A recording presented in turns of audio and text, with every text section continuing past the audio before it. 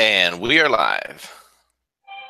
Good morning, everyone. It's the one, the only V, the gorilla economist, Senor Silverback, the economic grape ape, and I'm live with my main man, the master of the flux capacitor, the producer extraordinaire, the one and only CJ, and we're bringing you the news, the views, and all the information that's important to you.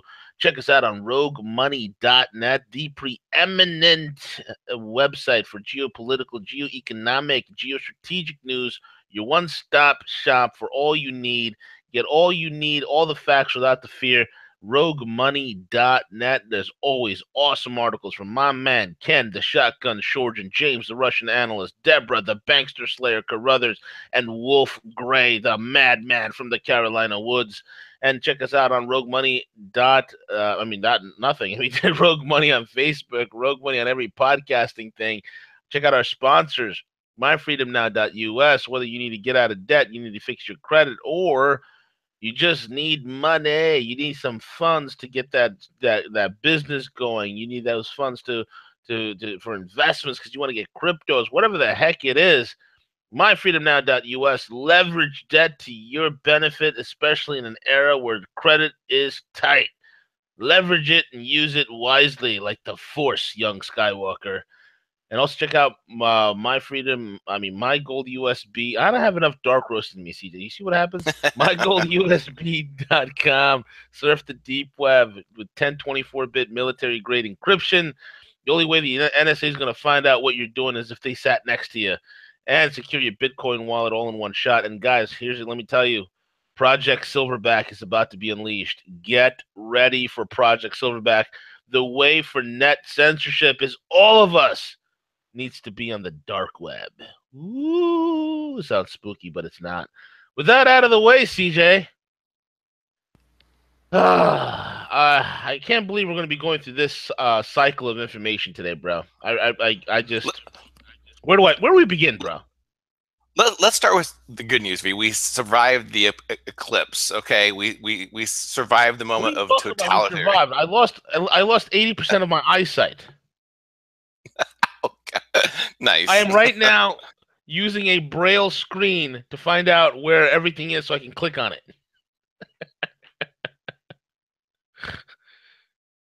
See you there?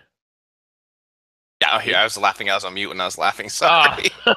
You scared me, man. I I was don't like, like hearing my own laugh. I don't know why wow, what you it got a is. I'll great go back and laugh. listen. What are you talking about? Your laugh is Oh great. yeah, I just don't. I just don't like. Even my wife says I wish you wouldn't laugh like that. Jeez. What are you But talking about? anyway, yeah. Your laugh is great, bro. What are you talking about? But anyway, yeah. So Siege, I we're think in uncensored. terms We're raw of all the time, Siege. All the time. We're raw and uncensored. Even your laugh is raw and uncensored. So let it out. yeah, yeah. I mean, it was that that huge moment. And last night, you go first. I want your take, V. I want your take on the speech. I yield the floor to you, sir. Oh, man. Well, here's what's funny, bro. In the war, and this is, look, here's the deal. I mean, you go into this presidency, you're talking about, Americanism, now globalism is our credo. You're talking about getting us out of wars. Let me explain to you something, man. Okay? I'm gonna explain to the people something real quick. Pepe Escobar coined the term exceptional stand. I fell in love with that term because that's what we are. And the reason being that he put that he coined that term is this. When you look at all the countries that end with the word "stan," they're in some sort of turmoil or some sort of dictatorship, right? It's either a failed state or it's run by a dictator or an oligarch or something. Well, that's us. We're run by a bunch of oligarchs. We're pretty much a failed state waiting. I mean, look, here's the deal, guys. We're a third world country. Okay? We're a third world country. We have a third world currency. We have third world infrastructure. And if you don't believe me, I've traveled to some spots in the third world, and I'll tell you, some of the infrastructure I've seen there far supersedes what I see here in New York City. We have a third world social dynamics. We had a third world president, which we voted out of office in the hopes that we can once again regain our supremacy. And now it seems as if the same failed policies, the same thing that never changes, CJ, year after year, decade after decade, president after president, is the American foreign policy. And that never changes. So now we're going to go and commit more troops to this failed venture called Afghanistan. And if I was a betting man, if the gorilla was a betting man, and to some degrees I am, if there's a war between Exceptional Stan versus Afghanistan, my money, CJ, is on Afghanistan. Okay? My money's on Afghanistan. It is the greatest fool's errand. And Trump has cowed down or kowtowed to the deep state's general, H.R. McNuggets, aka H.R. McMasters. You can throw 1,000,000 troops into Afghanistan, and Afghanistan will chew it to bits. Afghanistan is where empires go to die. Now he says, isn't it funny, CJ? Didn't we just talk about yesterday that, hey, you know what? ISIS just claimed responsibility, and then ISIS is talking about they're in Afghanistan. Dude, at the end of the day, this whole Afghan strategy is about trying to disrupt the One Belt, One Road initiative. It is about running interference in Iran and being the global nuisance that the United States has been for the last several decades. It is a continuation of those globalist policies. This is stupid. I mean, absolutely stupid. That's my first take on it, CJ. What's your first take? Well, we remember Trump, the candidate, and we remember why Trump resonated so well with the American people, so well with us here at Rogue Money. And in fact, a lot of the alt media, I was listening to X22 yesterday, and listening to Dave and his take on it pre speech time, and he was reiterating those commitments that Trump delivered that whole time, that he promised that these costly wars, these unneeded wars, the loss of American lives, the strategy, the time to bring our troops home, the time to focus on America. And last night we watched a 180-degree turn. So that was the shock value to me. That was the quote unquote emotionally charged person that said, "Oh my gosh, this is he's officially has transformed from a political outsider to a political insider and has joined the swamp." So I think, V, when you frame this decision up in regards to Afghanistan, you take a look at the people involved, the Afghan people. Do they in fact even want us there? Who takes over? The Taliban had control of Afghanistan for several years and had support of the United States for several years. So it shouldn't add too much shock value when Trump says that there's a role for Taliban elements in there, because they control the most of it. So do the Afghan people even want us there? And you remember, V, one of the most difficult things in Afghanistan was recruiting a military in Afghanistan, because you didn't know who supported who. No, in fact, a lot of the lives lost of American troops were by Afghans posing as soldiers that then turned their weapons on U.S. soldiers, or compromised information, shared intelligence information. So you don't know who to trust in Afghanistan. Several other countries have tried for years, and it's just one of those elements. The other thing that makes it difficult is when Trump says we want to kill all the terrorists. You can't destroy, you can't destroy an ideology. You cannot destroy a culture in a perfect utopian world where we all sing kumbaya and we all get along. That world doesn't exist at this stage. So even if we kill all the terrorists, then their children, their sons, their wives eventually become the next terrorists that we have to fight. So from that perspective, there's really not an end to that decision. You heard him specifically call out Pakistan and the money that we give Pakistan. Okay, well then let's stop giving Pakistan the money. In terms of the soldiers, I completely get. I completely support our military. I don't support our politicians. So when I think of the soldiers, I think of the pride, the commitment to serve our country, the family members who have already have lost loved ones in this battle in the Middle East. So I think the best way, instead of using verbal rhetoric in regards to pride, to love for America, all those words that sensationalize our troops and the efforts overseas. And again, don't take that out of context, because I completely support the troops. But I think if you want to honor those, if you want to honor those people, if you want to honor those families, those soldiers that died, then bring the troops home and speak truth and tell Americans what happened. Shoot, you know what? Take that money, take the billions of dollars that we would spend on the war, the continued status in Afghanistan, and give the military the biggest pay raise they've had in the past 50 years. I don't care if you do it. Give them the biggest pay raise they ever had, or shoot, buy them, pay for their college education, buy them a home, but put that money to good use. Fix the VA. Fix the VA, absolutely.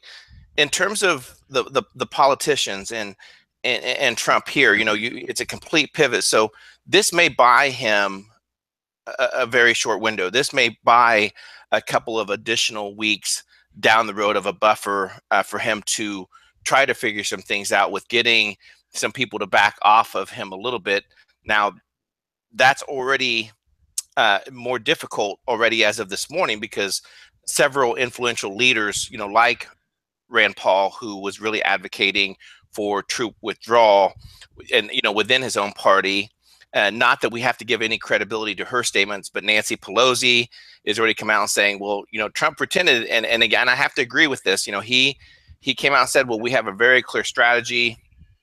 We're not going to tell you what it is, because we don't tell our enemies what exactly what we're going to do. That's like us saying we have deep storage gold. We have gold, but it's deep storage. But go ahead, CJ. Yeah, so telling last night that we know exactly what we're doing. We're not going to tell you how long we're going to be there. What success may look like is the Afghan people have their own country. They have this back.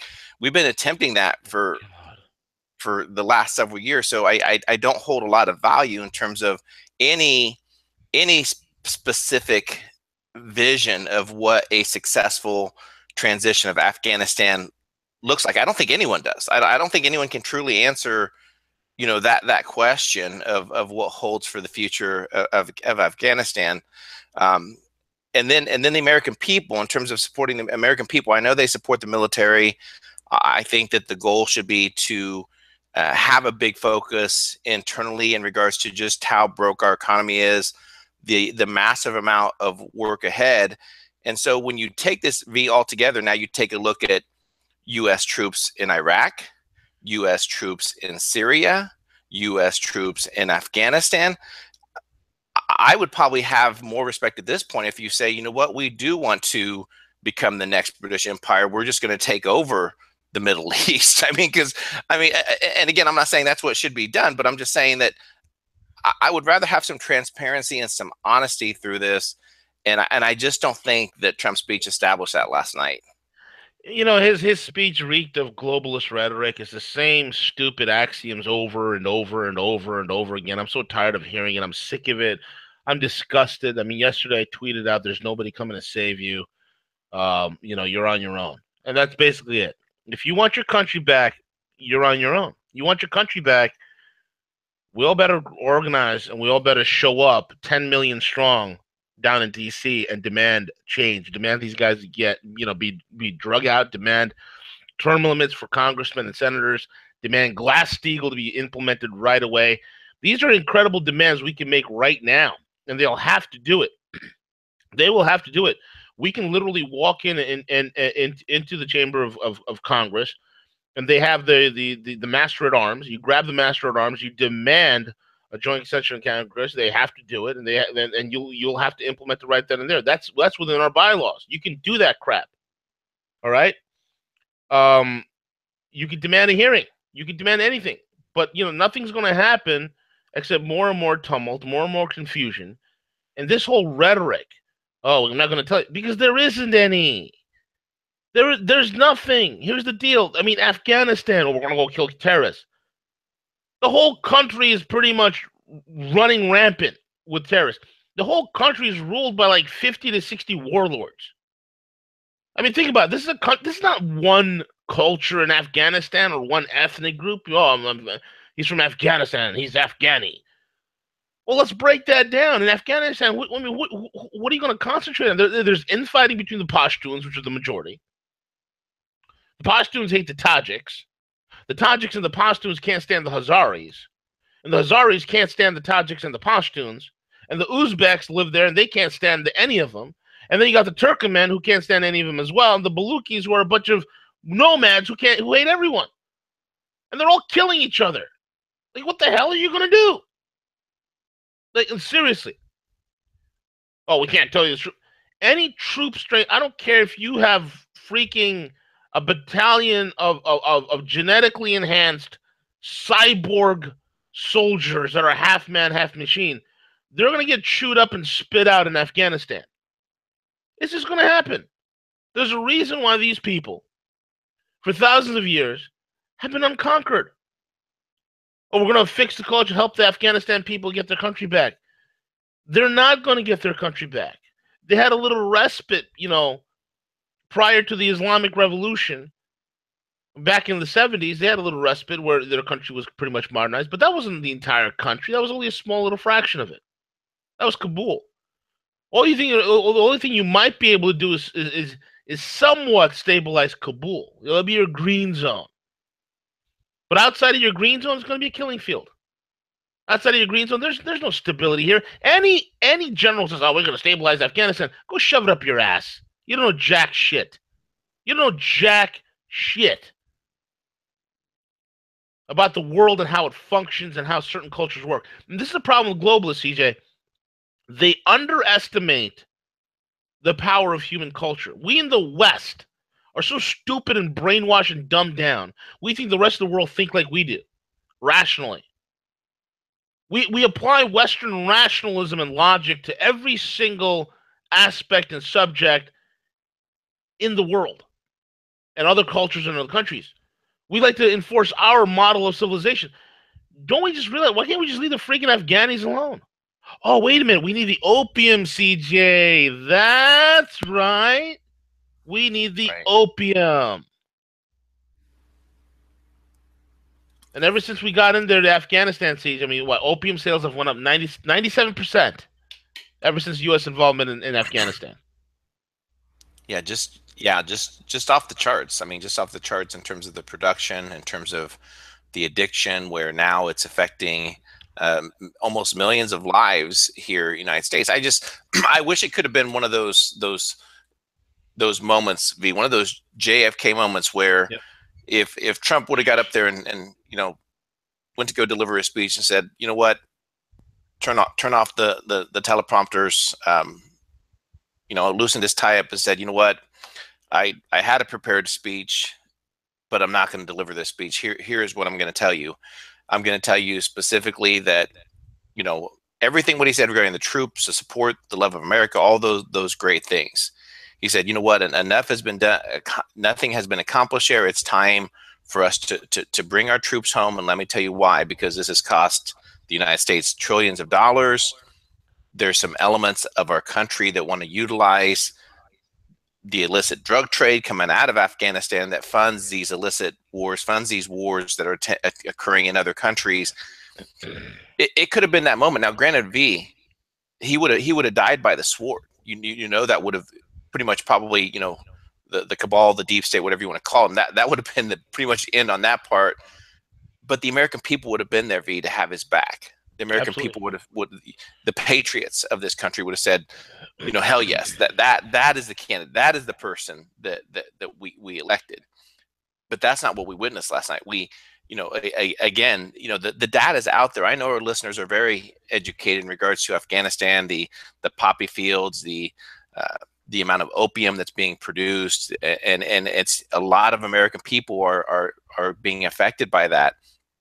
So there's so many reasons why we shouldn't be in Afghanistan, and this could have been that trivial moment that just could have probably maybe even put the dagger maybe in the cabal, the deep state, to expose what's going on.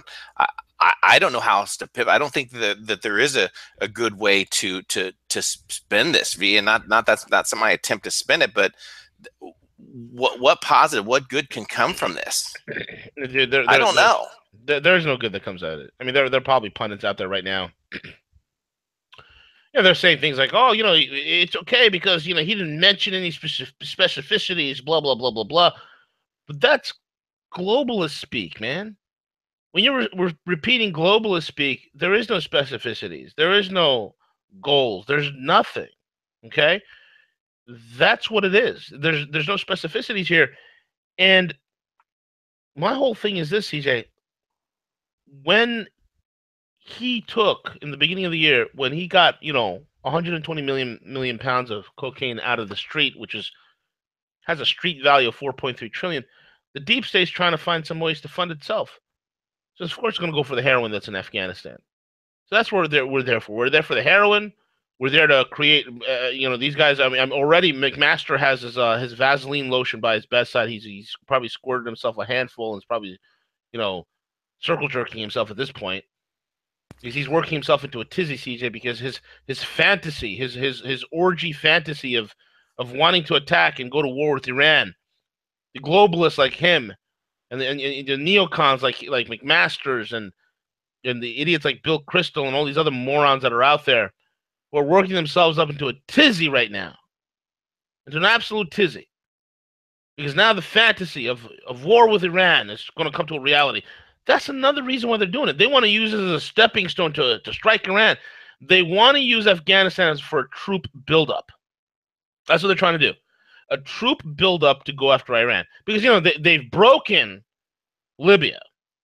And the Russians are actually going to go in there and fix it with Haftar. Okay? General Haftar and the Russians are going to straighten that out.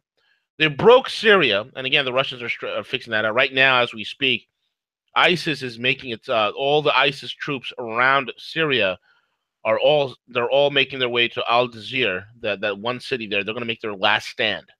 They're making their last stand. And the Russians are getting ready to wipe them out. I mean, just the other day, while we have video of U.S.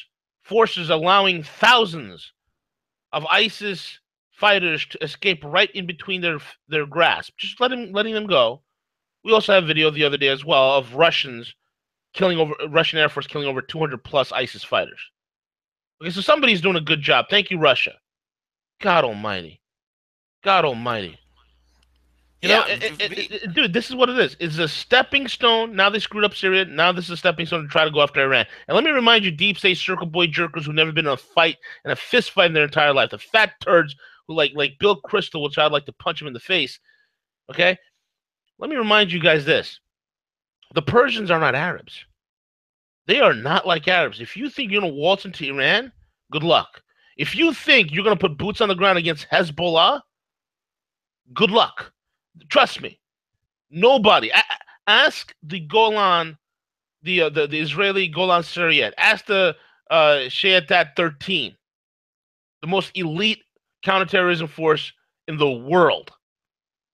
Okay? Israeli Shayatat 13. Ask those guys how it's like to fight Hezbollah. Huh? You're going to throw some American soldiers and some Marines on there because we got really good war propaganda. We saw, because we watch movies like Full Metal Jacket. We can just go in there. You have no idea. You have no idea. This is stupid. Go ahead, Siege. No, I was just going to say that if you want to look for a clear sign, that it is going in the wrong direction, is when you see neocons like John McCain and Lindsey Graham come out and praise Trump's Afghan speech, and McCain, quote unquote, a big step in the right direction. So that's a clear sign to me that, hey, you know what, there's something wrong here. There you go. Um, so as far as like the the road ahead, and thinking specifically regarding, okay, we're going to have the House, Senate, coming at back in here a little bit. How are they going to take this message regarding it? You have people like Rand Paul. They're saying, you know what, I think the war at one time in Afghanistan was declared over, by Obama. So does this need to be this military action that's going to occur? This ramp up, does it need to have congressional approval? That's a legitimate question. I doubt it. They'll probably use the Power of Wars Authority Act from 2001 to Yep. continue this. And then in regards to the tax cuts that are coming up, and I looked at those tax cuts last night, and what it appears to be, most of those tax cuts are almost like a bailout for corporate America. I really don't see. Yeah, even if you cut the corporate tax rate from, don't quote me on this, but I believe 35 to 25%, those corporations are going to basically do the same thing that they've been. That's not going to have that quote unquote trickle down effect Yeah. to the middle class. It'll be just basically almost like a bailout for corporations, and they'll continue ramping up their stock buybacks and their own stock. So clearly, things in DC are going to get very interesting here very soon. Yeah, I mean, absolutely, dude. I mean, the whole thing with this, you think this guy would learn? Okay, look, Don, I'm not really mad at you, dude. I'm just disappointed at you. I'm just really disappointed, man. Because my thing is this. I mean, you could have learned. Heck, you could even learn from the turd in the hummus bowl. I mean, look what happened to the turd in the hummus bowl, Erdogan, right? Recep Tayyip Erdogan, the president of Turkey. This guy is facing a deep state coup by the CIA. What did he do? He called for the people, the Turkish people, to come out into the streets and help him. What happened? Tens of millions of Turkish people came out and beat the holy hell out of the coup plotters, beat them to a pulp, okay, and stopped it, okay.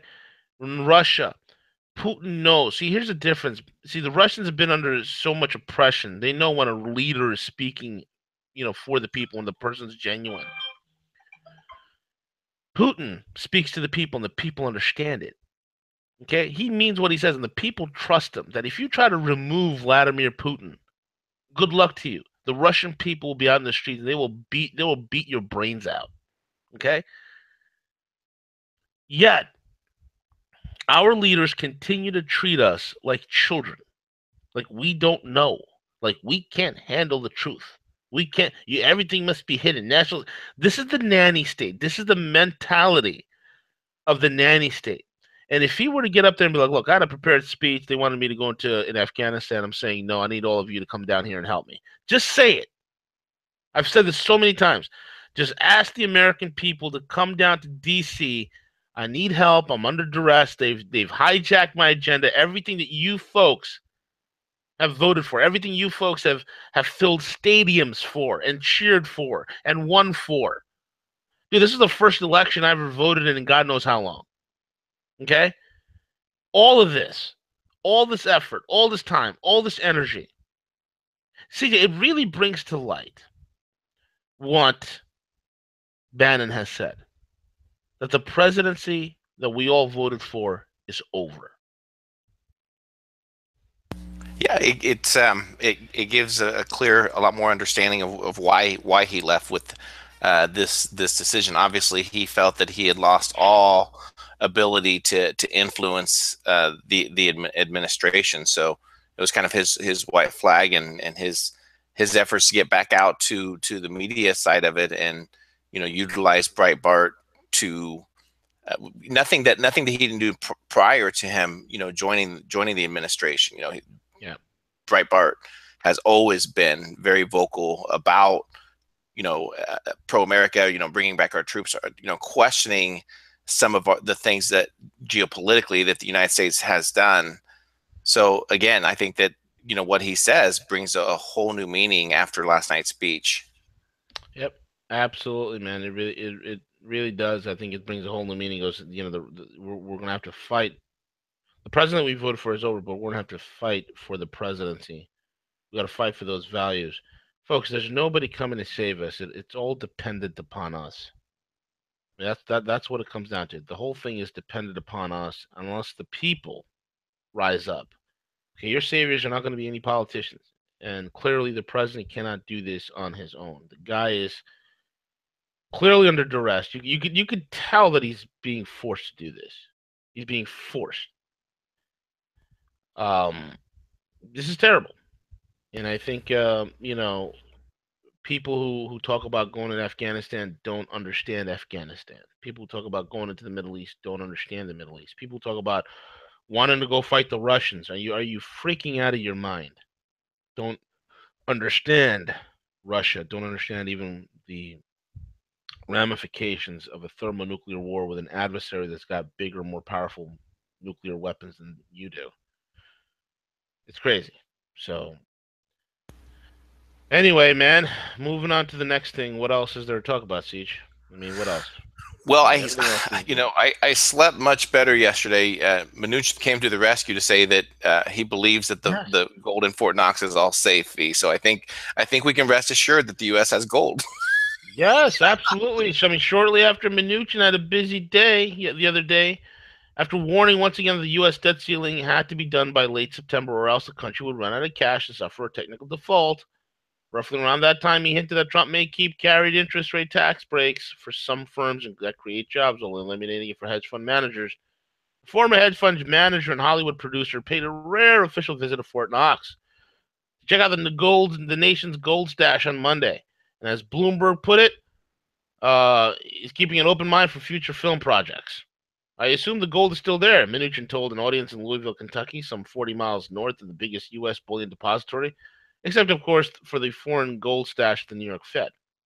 It would really be quite a move if we walked in there and there was no gold. It's unclear if Mnuchin was envisioning a comedy or a drama. After the visit, Mnuchin, who was the first U.S. Treasury Secretary to visit Fort Knox in 70 years, playfully reassured the Americans that the treasure was still secure. Glad gold is safe, he wrote on his Twitter.